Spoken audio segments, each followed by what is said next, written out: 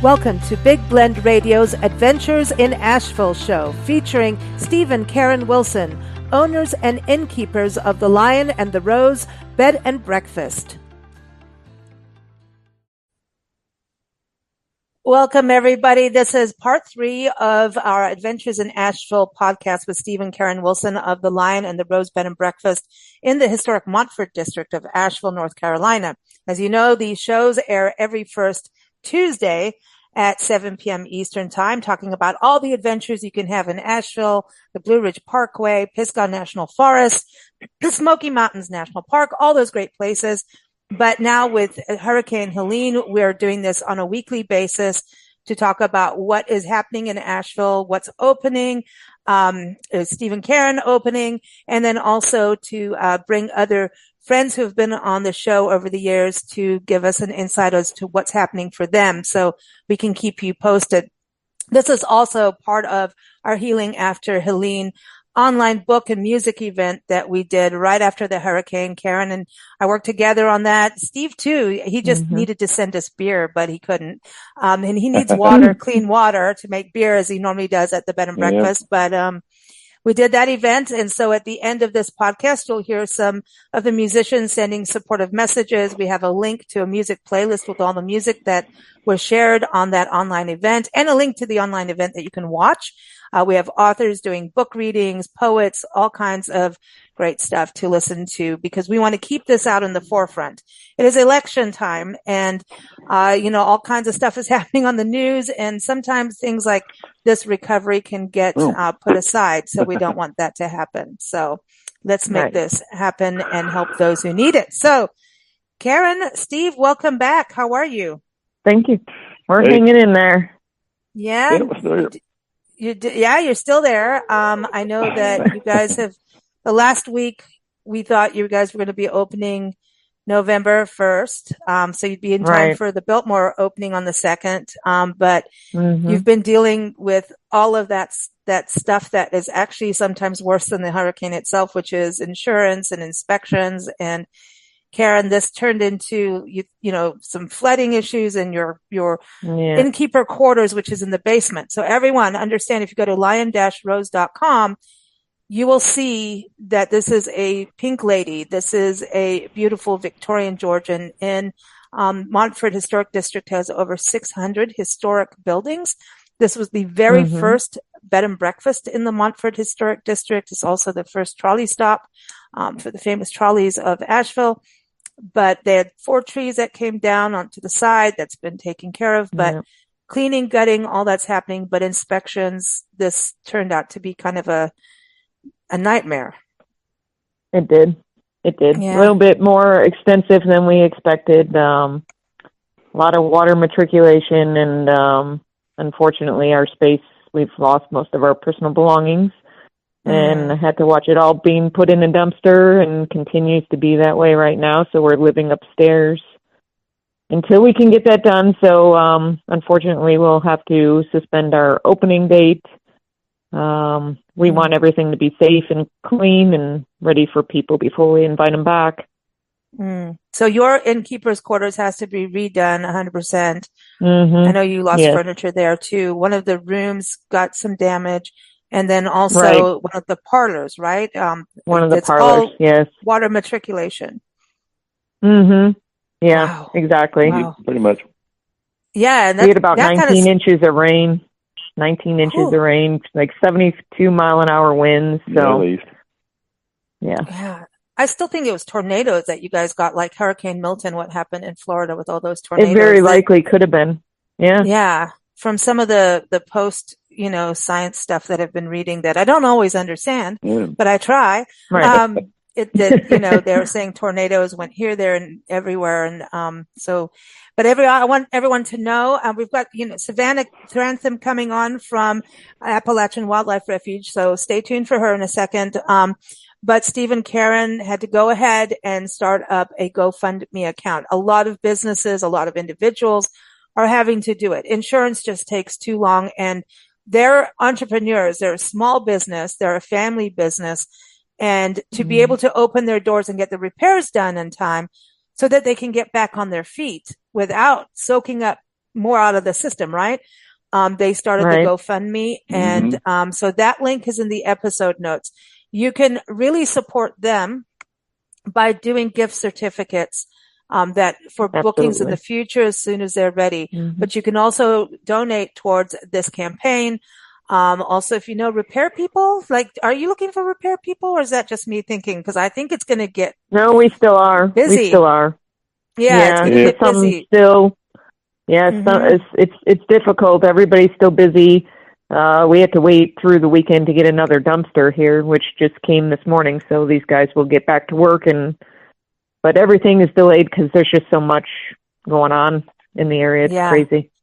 So those listening, if you know anybody who can at least donate some hours or can help them on the repair side, donations, gift certificates, again, as the holiday season comes, it's a really good way to give back into a community and set up New Year going, hey, we're going to go, to an amazing destination, help these communities in the Southeast. I mean, this is something that's really impacted, not just Asheville, but Western North Carolina.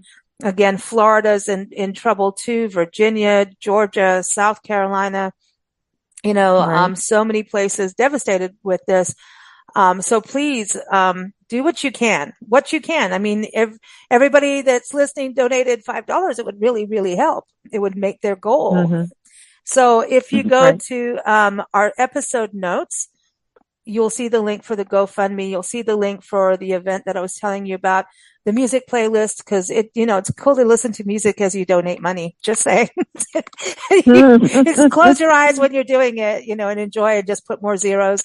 So check that all out. Also, all of the information is on a link on the homepage of blendradioandtv.com. You'll just see Healing After Hurricane Helene. That link will take you to everything. Also links to, links that will give you more places you can support and what is opening.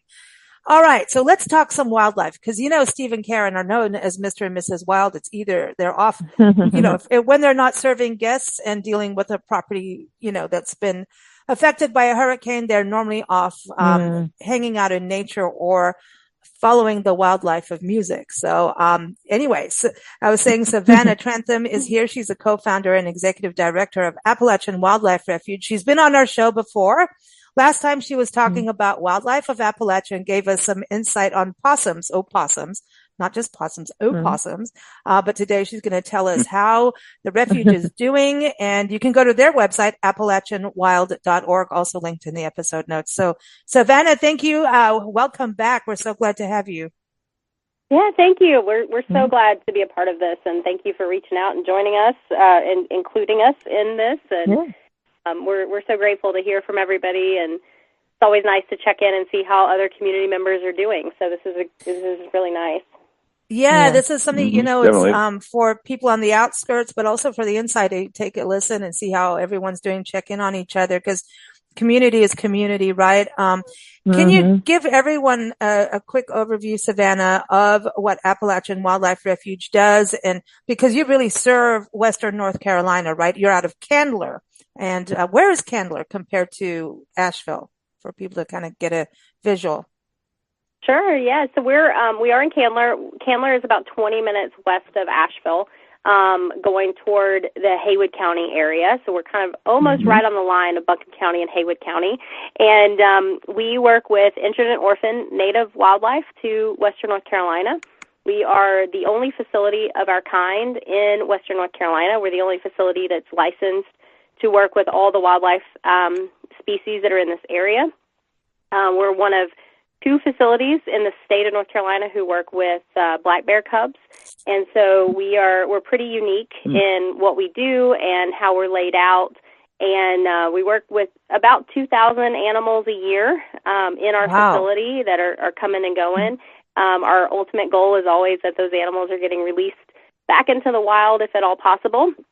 And so we're not necessarily set up as a sanctuary where they're staying with us, but they're coming in, they're getting the care they need, and they're getting back into their home ranges.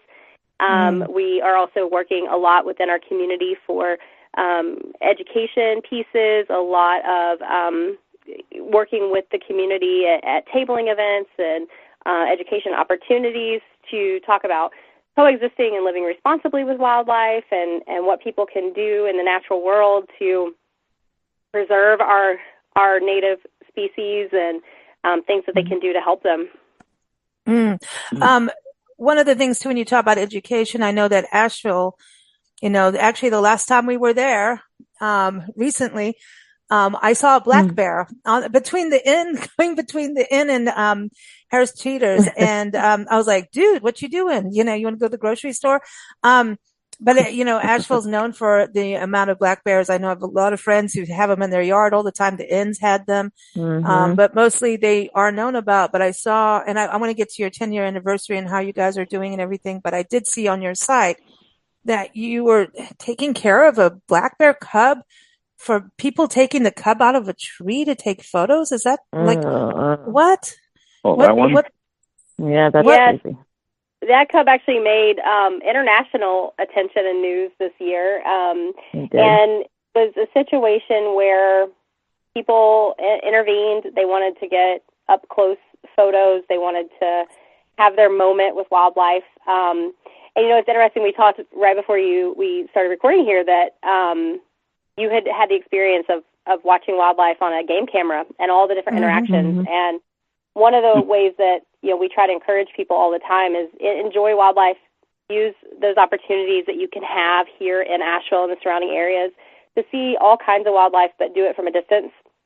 And in this situation with this cub, some individuals took advantage, I guess, of these cubs being in a tree, and were close enough that they could actually get a hold of them. And so unfortunately, they took them out of the tree to take photos with them. And when it was all said and done, one of them was brought into care because when our wildlife officers got on scene, they felt that cub had experienced too much stress and other factors to leave it there. And they knew that it would be a process to get it back with mom. And so that cub came into care. She did really well with us the whole time. We were able to pair her up with other cubs.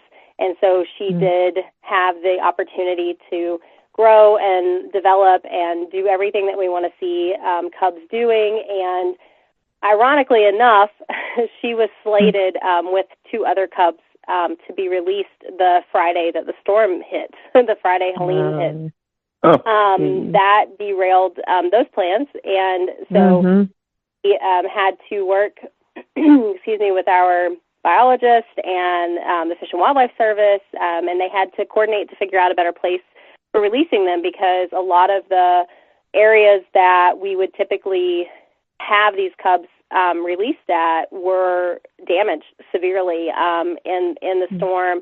Access to those areas was damaged, and so they stayed with us for a few extra weeks than originally anticipated. But she was successfully released a couple of weeks ago, and that was a really happy ending for all of us, our biologists and everybody included, because that was such a story that kind of got into the hearts of so many people across the nation and the world. And it opened up a great opportunity, though, to have conversations about that in this moment. This cub was getting all of this attention because it was a bear, and it's a high-profile species. It's one of those big, sexy megafauna. And in reality, as a wildlife rehabilitation organization, we see this kind of thing happen every single day with wildlife. People are constantly intervening with wildlife when they shouldn't. They're constantly taking them from the wild when they shouldn't. They are, finding babies. They're quote-unquote kidnapping them when they don't really need to be taken in, and raising them as pets. And this is happening a lot. And so what it did for us is that it was very unfortunate for the cub, but it also opened a lot of opportunities for education. And so we were, we were grateful that we could find that silver lining in this situation. And thankfully for that cub, she wasn't injured in that situation, and she was able to recover well. She grew and developed, and then she got that happy ending full circle to be able to go back to the wild. So, that's what we're really here for and what we're doing. And touched a lot of lives, which brought a lot of that attention forward for people that maybe wouldn't have otherwise thought about it. Sure. Well, this is amazing that, what you guys are doing with the education part. And I wonder now, hurricane, like animals know when a storm's coming. And I was talking about this on the last podcast that, when Milton came, we were in Florida and we arrived at the place we were going to be at, and we were like, there's no birds yet. There's a pond with a gator and everything. And I'm like, where are the birds? And then like a couple days later after Milton, all these birds started coming back. So I think, birds have it a little bit better depending, but what happens, because this was so widespread, it wasn't like one area. This was so widespread that I wonder, like, I know deer have their, like a mile radius or something like that, don't they, where that's their territory. What happens during a storm, and are people going to find wildlife in places they didn't expect? Definitely. And I think that this was such a historic, unprecedented kind of storm for our area that I think that it probably affected wildlife very differently than most storms in our area are going to. Fortunately, for the case of wildlife, we were not in the thick of what we call baby season, and so there were not a lot of small infant animals that were trying to stay with mom or stay in a nest, those sorts of things. So that was beneficial. Everybody all the species that would have been juveniles were old enough to be able to move and kind of get to a safe space. Typically what's going to happen is, yes, your birds may move. They may leave an area entirely. They may just simply move just down the road kind of concept. They may not take a full big flight, but they may move where they feel a little safer. With a lot of your mammals and reptiles, they're going to keep moving, to higher grounds, basically. They're going to keep getting to places that they feel is safe. With a lot of our reptiles and amphibians, that is something we are seeing that took a pretty heavy toll in this area. And we are seeing wildlife coming out of the storm. And so in the first week, we didn't expect to see wildlife. It was something that our team talked about excessively the day following the storm, and that we were going to be ready for them, but we didn't expect them to come in because our community was focused on helping each other, and that had to be priority. And so what we found was that our team who were out helping the community, our team that was out helping each other, getting in touch with volunteers and interns and our team members and making sure that everybody was safe, they were actually finding animals. And so we still got animals for the week, but they didn't come from our community as finders and the people that would be typically calling us. And a lot of them were animals that were displaced. And so they were a lot of our primarily reptiles in the first week. And so it was a lot of turtles and a lot of snakes that were probably in a burrow, or with our water turtles simply in one of the river systems or water systems of any kind, and they got displaced from the heavy water. And so a lot of those, thankfully, it's situations of let's just make sure they're okay, and then we can get them back out once everything kind of settles down.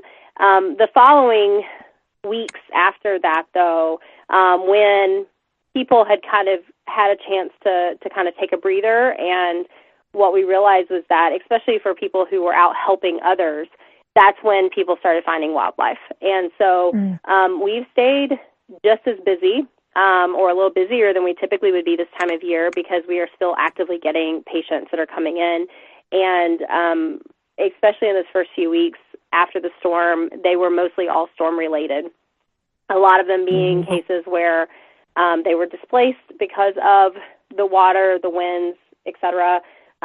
We received a few bird species that probably got blown off of course from their migration, because we are in migration right now, or tail end of it for our area.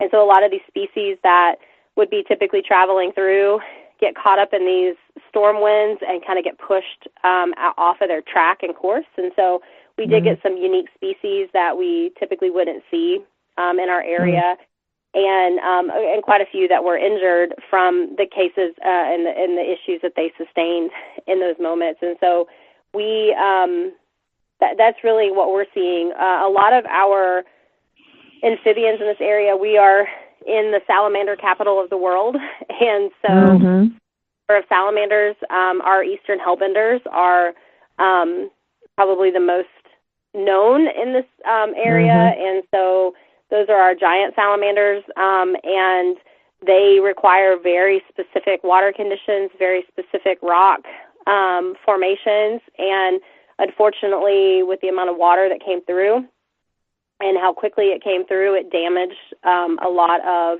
the hellbender habitats. And I know that there's been reports of a lot of hellbenders that were found washed out of the water. So I think that in time to come, as our biologists and people get back into the rivers and are doing continue their studies, we're going to see that there was a lot more damage to those species than what we realized, just for the sheer volume of water and the power and the force that came with it. And those guys don't really stand a chance, unfortunately, because they are so sensitive, and so salamanders in general are ones that require very clean, very specific water, certain temperatures, all these sorts of things. And so I think our amphibian populations probably suffered a lot more than we even realize right now.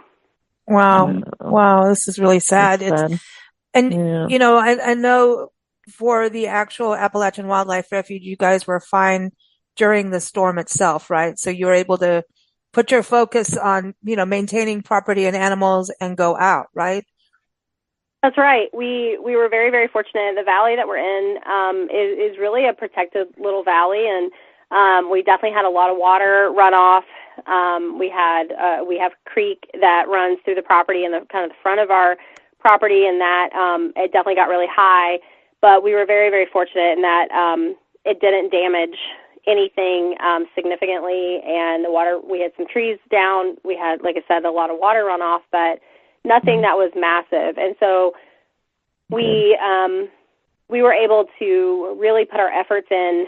Those of us that are team members who could get to our facility and who didn't have massive damage at home, then turned our efforts to how do we help our community.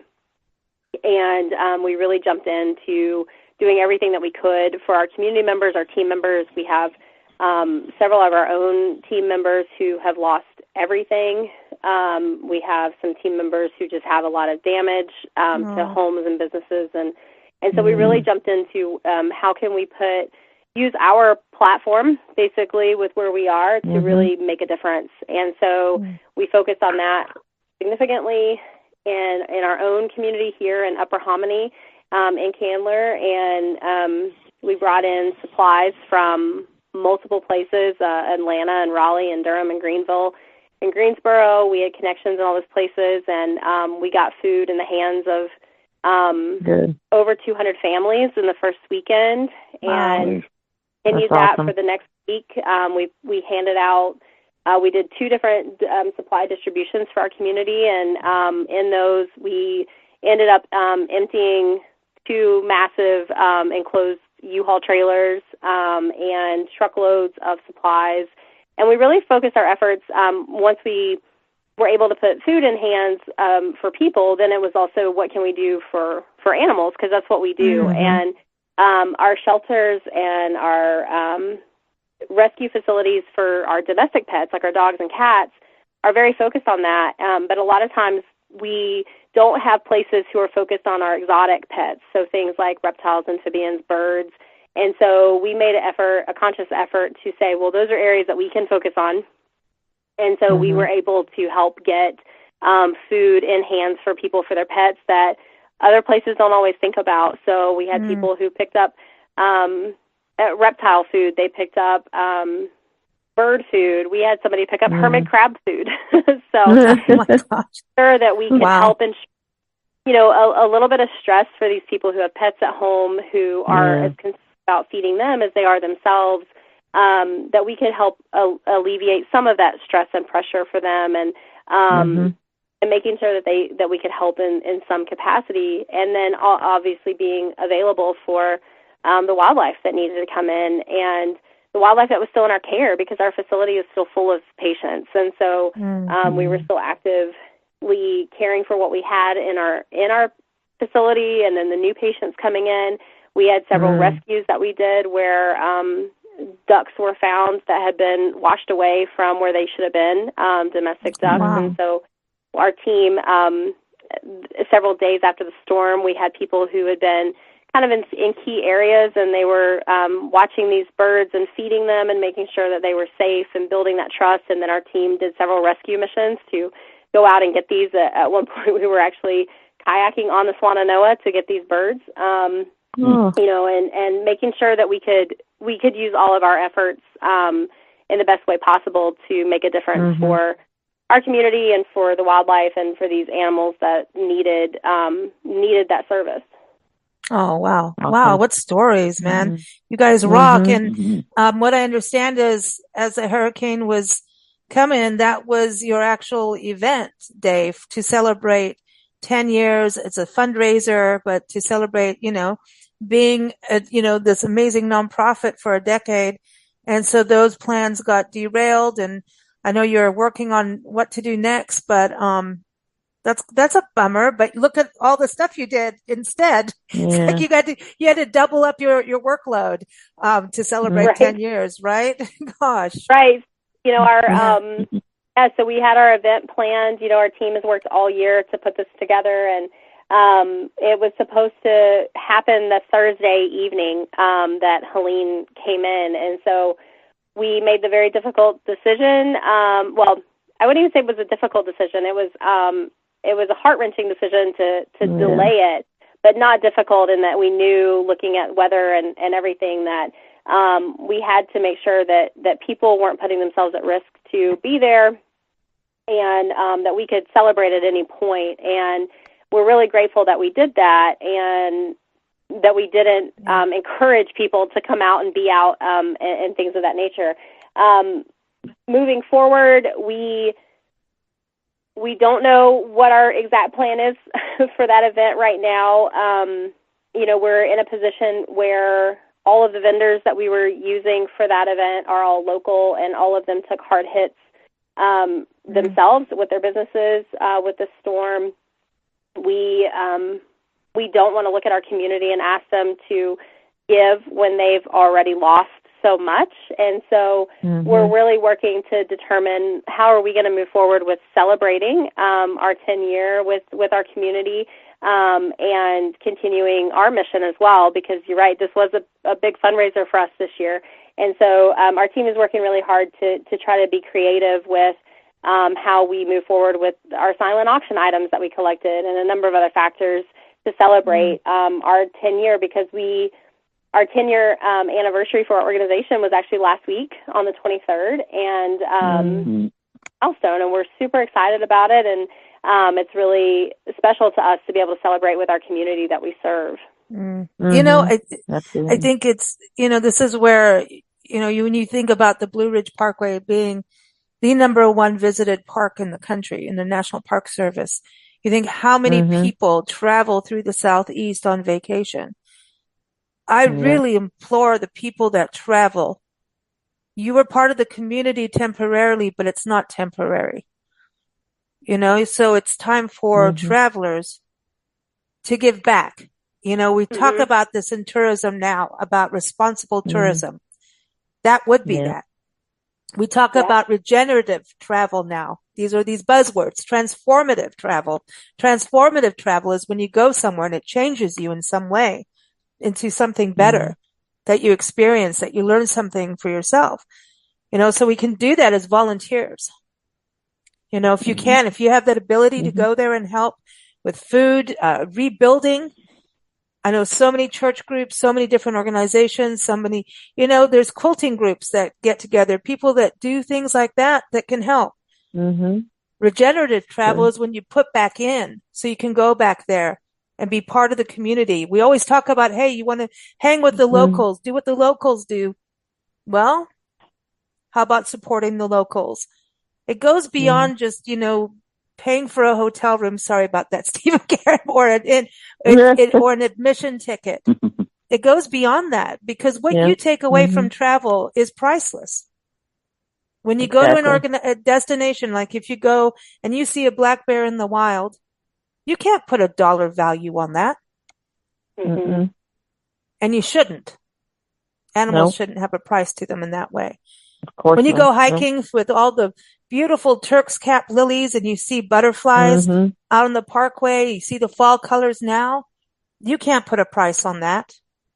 What these communities do to provide for the traveler is beyond. And the price of an admission ticket is nothing compared to what you take with you. So I implore everyone to please go to the episode notes and do what you can. Volunteer, like I said, from 5 to 50,000, 100,000, whatever you can do, please do. And I also ask corporations with their grants to be lenient this year. And I think also people that have, equipment, if you're, hey, maybe you don't need to do, a Black Friday sale. Maybe you need to donate those extra TVs and refrigerators. Maybe you need to donate them instead and do a massive tax write-off. I'm just saying there's some ways that we can give that are creative. Look at what you do have. Look at what you can do. We're doing podcasting. That's what we're good at. Everybody can do what they are good at. Giving feels good. And Thanksgiving is coming up. Why not celebrate as a family by doing something cool together? So I just really implore people to do what they can. Speaking of that, I want to give everyone a shout out. We were talking about John Gotts and Lisa Andreessen on the cottage cooking in Asheville. They're not open yet. You can go to cottagecookingasheville.com, but they ask for gift certificates. They cannot teach cooking class without clean water. We also said the North Carolina Arboretum opens up today as we record. It's Monday. This airs tomorrow, Tuesday. They opened up today. They work so hard to get open because they know the Arboretum is such a big deal to the locals and to travelers, especially their winter lights. Those kinds of things really, going out as a community to see these magical places makes everybody happy. So they worked double time, triple time to get that open. Biltmore opens November 2nd. Also, John Russell, the executive director of the Montford Park Players. This is North Carolina's longest running Shakespeare festival. He was on the show when we did a show just on the historic Montford district, which is where Steve and Karen are. He was to be on, but his electricity went out again. So he couldn't call in and his signal went out. So he wasn't, so we're hoping to get him on the show. We want to give him a shout out. You can go to montfordparkplayers.org. It's amazing what they do. They've tried to keep their tickets free and ask for donations so that no one is turned away from experiencing Shakespeare. And so, if you want to donate, you do what you can. So this is just, when I talk about things being priceless and what this community does, this is an excellent example. So, everyone, again, go to the links in the episode notes. We thank you all for joining us here. And, we'll be back next week, right? Steve, Karen, we'll be back and we'll find out how you're doing on hopefully opening. And, I want to hear that your GoFundMe is done in a week. Okay. Can you get on it? Start making those pots and pans. Steve will promise, tater tots and beer mosas outside, when he can make beer again. Thank everyone. lion-rose.com is a website to go and learn more about them. And again, gift certificates. Savannah, thank you so much for what you've done with the community. Amazing. And what you've done for wildlife. Please come back and keep us posted. We're going to do whatever we can to promote your 10 years. And, everyone, AppalachianWild.org. Did I say Appalachian right, Savannah? Did I get that? Okay. You did. Yeah. Thank you so much. You did. Hey, thank you. And you know what? It's good juju today because we're recording this while Nancy and I are in Savannah. How about that? So double juju. So thank you all, everyone, for joining us, for listening, and for supporting. Take care, everyone. Thank you. Thank you.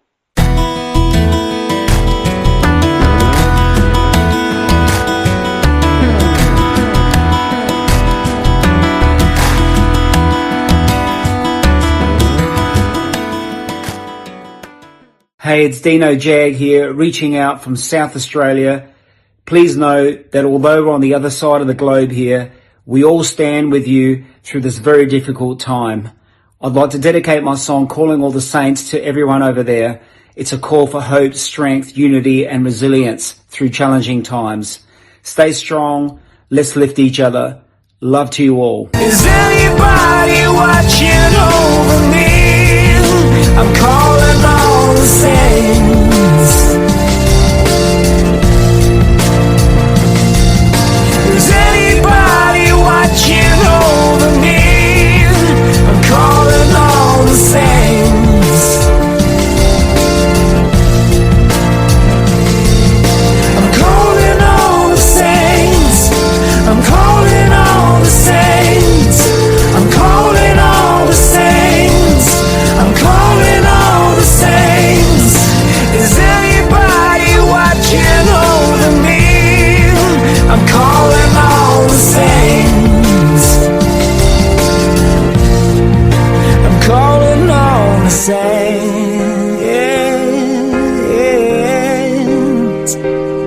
Oh, yeah.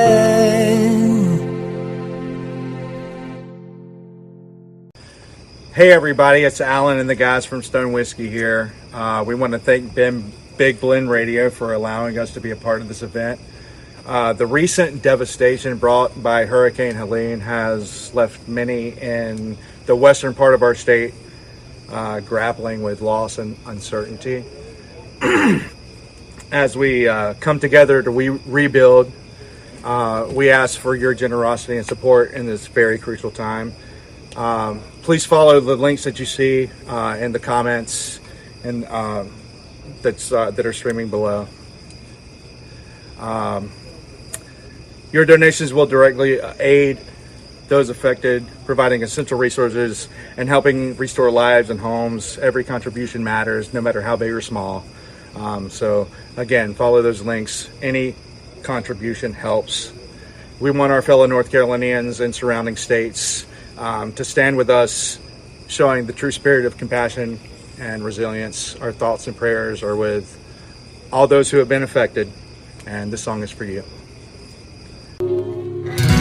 Let those tears fall from your face,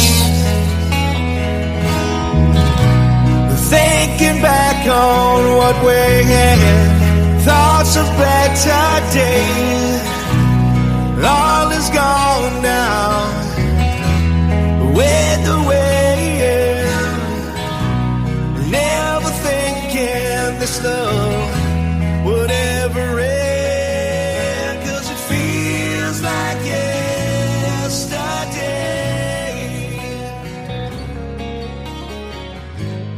when our eyes first met. Hi all, this is Glenn from Norfolk in England, and I just want to wish everybody safe recovery from the terrible things that have been happening over there. And I know we all think that we can't actually do very much to help, but Lisa said to me, why don't you talk about the starfish on the beach? And today I come to a special place not far from where I live, and although it's not a beach, it's the next best thing. So this is Wells Harbour, just on the North Norfolk coast. And I thought I'd tell you the starfish on the beach story while I'm here. There's a man walking along a beach, and in the distance he saw there were thousands of starfish that had been washed up on the shore. And further along there was a man throwing starfish back into the sea. As he walked along, he thought, what on earth is that bloke doing? And when he got to him, he said, what on earth are you doing? He said, well, I'm throwing the starfish back into the sea. And he said, well, that's not going to make any difference. There's millions of starfish. And he says, well, that makes a difference to this one, as he chucked one into the water. So it's just a reminder that whatever you can do to help people, no matter how small it is, that one small thing is going to make a difference to the person who you try and help. So here we go. Lots of love from England.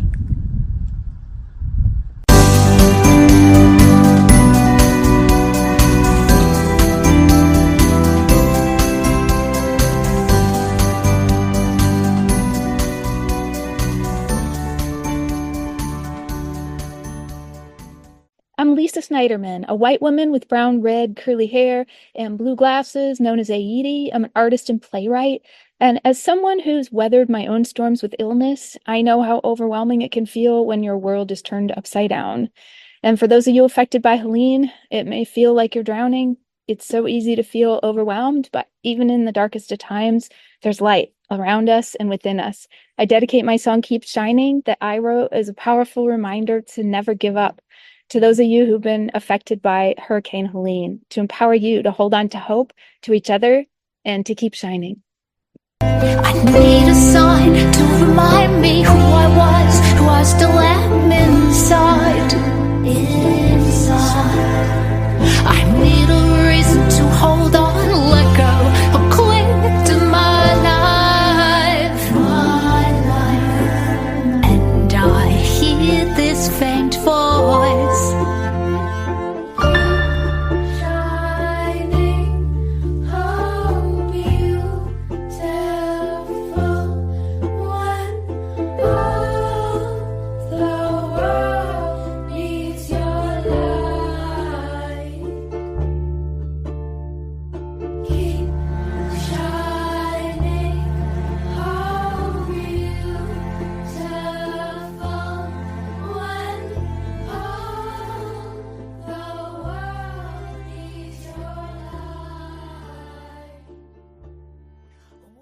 Hello everyone, my name is Jane Seskin. I'm the author of the poetry collection Older, Wiser, Shorter, The Truth and Humor of Life After 65. And I am also a social worker. My message is for everyone affected by the hurricane. You are living through a traumatic event. It is life-changing, and you know that firsthand. But you are also a survivor. You are resilient and strong, tough, gutsy, powerful, and determined. You will get through this. You will experience moments and emotions you never could have imagined. And you will find a strength you never knew you had. This is a vow from my book. I will live all the moments in my life. I wish you courage during these coming days. Keep your chin up and fight like hell. Good luck.